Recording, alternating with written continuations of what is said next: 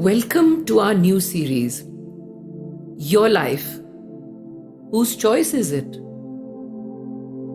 In this new series, let's examine our life choices.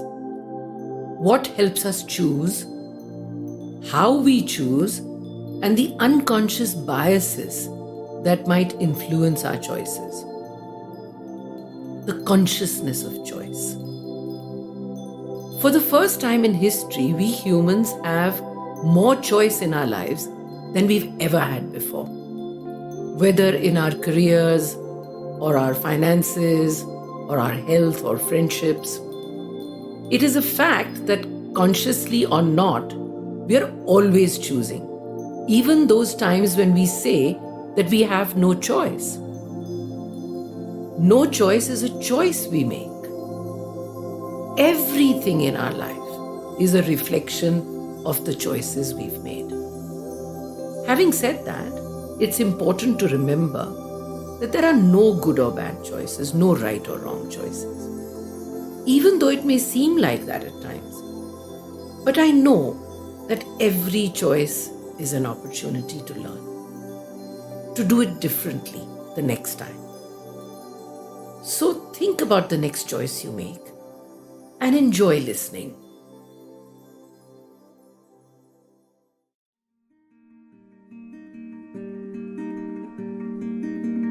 Join spiritual psychologist and India's #1 biofeedback practitioner, Ritu Malhotra, as she guides you through the paths of self-discovery and personal transformation so that you can live in alignment with your values and purpose.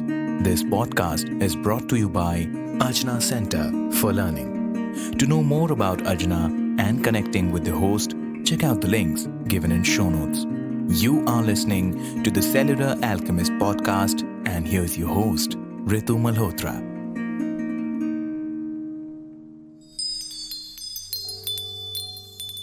Every time we are challenged, every time we are pushed in a corner, or whenever there's a feeling of helplessness,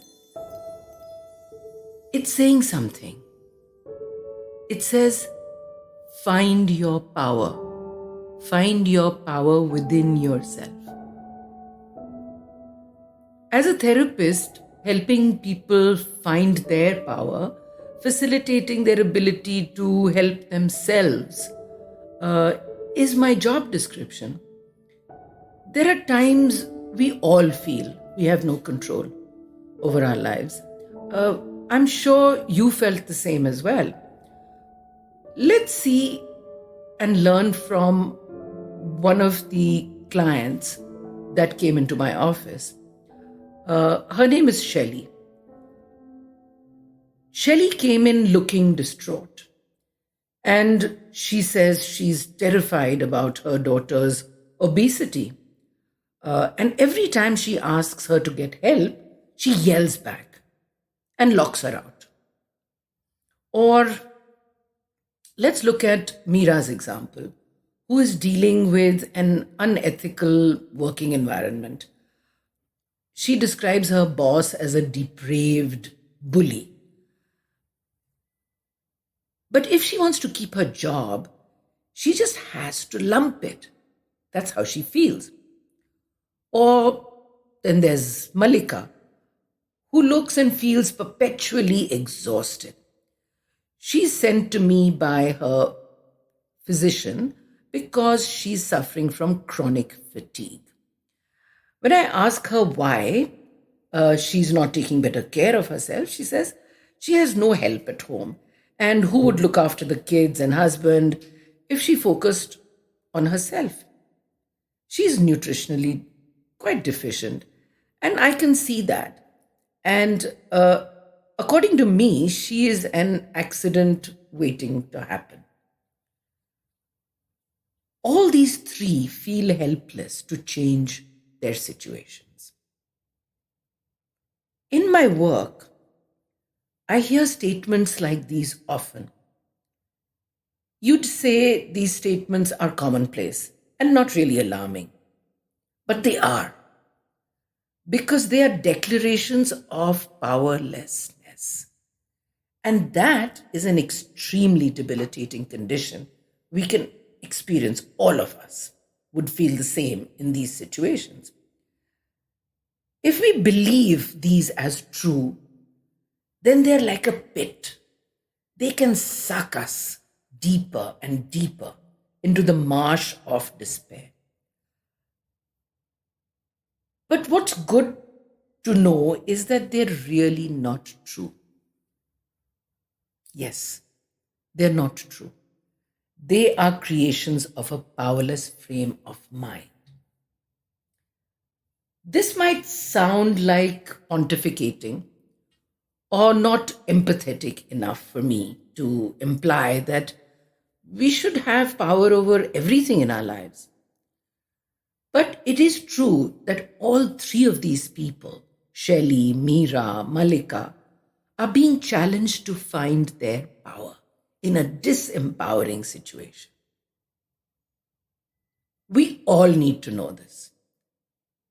There is no circumstance in which we are completely powerless. And I'm repeating this. Powerlessness is a delusion. It is created state of mind. And it's only one of the options we have. There are many more. So why do we then choose helplessness or no choice as a reaction to our problems? How about the fear of what other people would do or say or feel if we were to act as we wanted? Shelley is afraid of her daughter's resistance to her suggestions to seek help for herself. Meera allowed her fear of loss to override her moral compass and call out her boss. And Malika too gave in to and promoted her family's codependency. You can see how each of them are waiting for other people and for things to change outside so that they could give themselves permission to do what they knew was the right thing. That's what made them powerless. Here I want to share an experiment I read about. It was an experiment done by a group of psychologists to test whether ordinary people would come to the rescue of someone, a stranger on the road who was in need. So an actor was hired and he pretended to faint on a busy city street. So more than 80 people or so went by and ignore the injured person. And then one person stops to help him. And no, it wasn't a doctor or a saint.